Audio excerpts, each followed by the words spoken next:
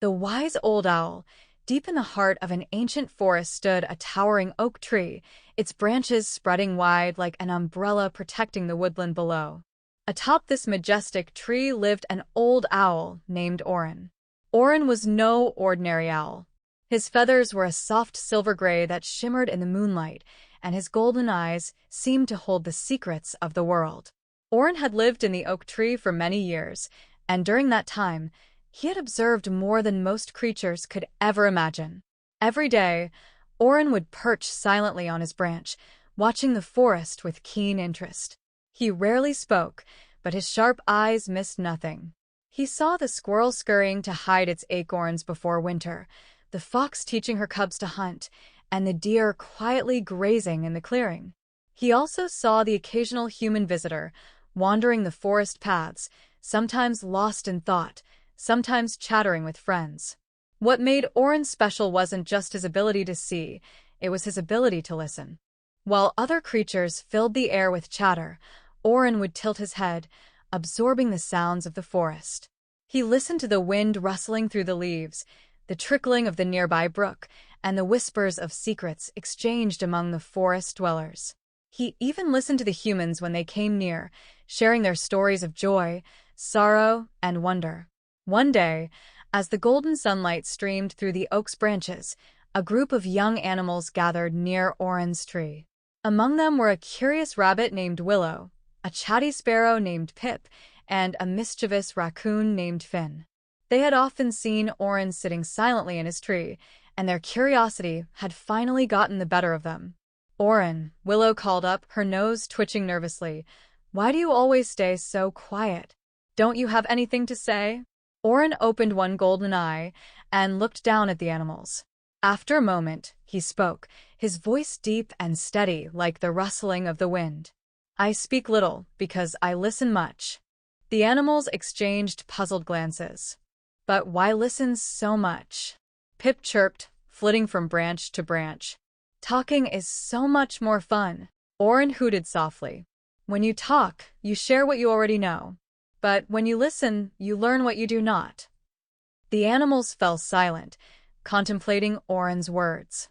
But Finn, the raccoon, wasn't convinced. "What could you possibly learn just by listening?" he asked, crossing his arms. Orin smiled gently. "Come closer and I'll show you." Intrigued, the animals gathered at the base of the oak tree. Orin spread his wings and pointed toward the forest. "Tell me, what do you see and hear?" The animals looked around. "I see the trees," Willow said, "and the grass." "I hear the birds singing," Pip added. "I see that Finn's tail is twitching because he's impatient," Willow teased, and Finn swatted playfully at her. Orin chuckled softly. "Look and listen more closely," he urged. "What do you notice about the trees? What do you hear in the birdsong? What do the shadows tell you?" The animals focused harder. Willow noticed that the leaves on one side of the trees were brighter because the sunlight hit them directly. Pip realized that the birdsong had a pattern, with each bird singing its part like a symphony. Finn, glancing at the shadows, saw that they pointed toward the stream, a hidden path he hadn't noticed before. "You see," Orin said, "the forest has much to teach if you take the time to observe." The animals were amazed. They realized they had been rushing through the forest, missing its many wonders. Inspired by Orin, they decided to try listening and observing more often. The next day, Willow discovered a hidden patch of clover that had been growing unnoticed near the stream.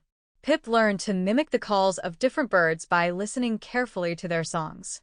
And Finn, using the clues from the shadows, found a secret grove of ripe berries that became his new favorite hideout. But the lesson wasn't just about discovering hidden treasures.